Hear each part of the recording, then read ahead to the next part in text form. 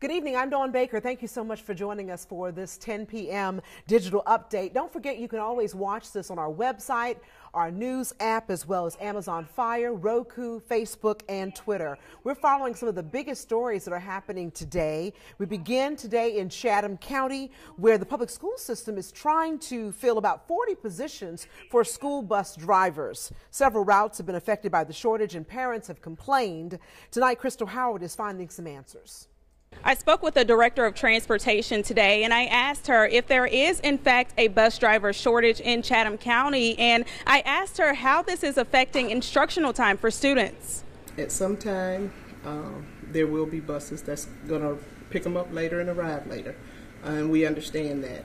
We try to work with the schools. We try to get them in there on time as quickly as possible because we want to make sure they get their education. Parents spoke out on social media earlier this week after their children were getting home late on school buses. We deal with this challenge every day, morning and afternoon, but we do the best we can with what we have. Some of them say their children weren't getting home until around 6 o'clock in the evening, and parents say they also received a voice message yesterday saying buses would be about an hour late to school, so they had the option of taking their students to school instead. They take their load home, come back to school to get another load of students home to take them home. It happens AM and PM because of the vacancies. We also have people who call out every day.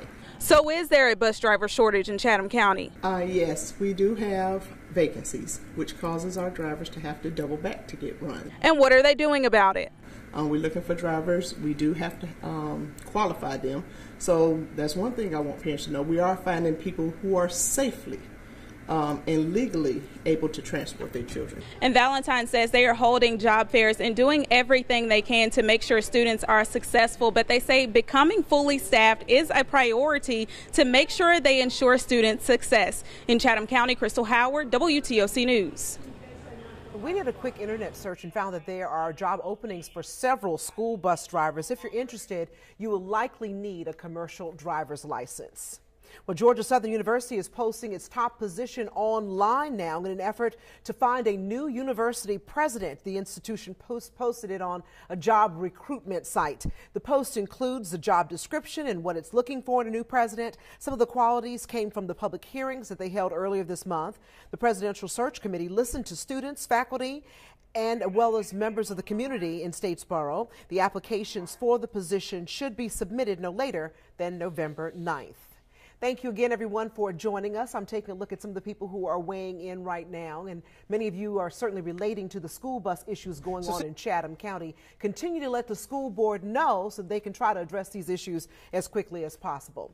The city of Savannah is looking at the possibility of implementing distance requirements between those convenience stores licensed to sell alcohol. Today, the city staff proposed a few ideas to the council to get some feedback. Sean Evans was there, and he explains why this possibility is even on the table now. City Attorney Brooks Stillwell stepped in with an explanation. He said over the 6 years he's served as city attorney, looking back at nuisance cases in neighborhoods, the city has had more problems with convenience stores than any other types of businesses. Stillwell pointed out much of the problem starts with the state-permitted lotto machines inside of some of those stores. The problem is when you get the people standing around in there gambling for a long time on those machines, they start buying the beer and drinking the beer in the store.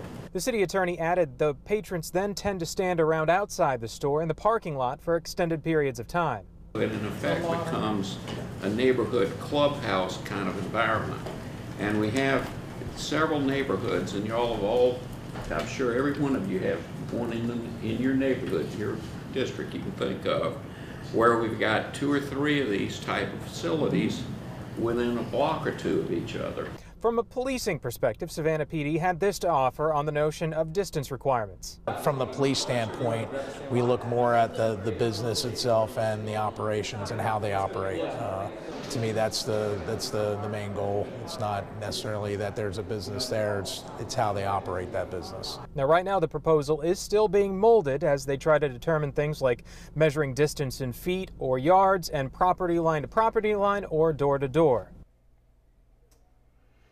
And of course, also businesses that already have those alcohol licenses, though, are in compliance, will be grandfathered in no matter what they decide to do. So it won't matter about the distance. They'll be able to keep their licenses. I was taking a look at some of your comments very briefly, and I just wanted to, several people commenting about the school buses and them being late every single day. One person said that they should pay them more, which I do believe that has a lot to do with it. You also have to remember, too, with the school bus drivers, the hours are very rough on anybody who wants a full-time job. They work a split shift essentially, and oftentimes it's not enough time to get even a more decent paying part-time job. Anna Cook, unfortunately, I do have some news to report about the missing little boy in North Carolina, the 6-year-old.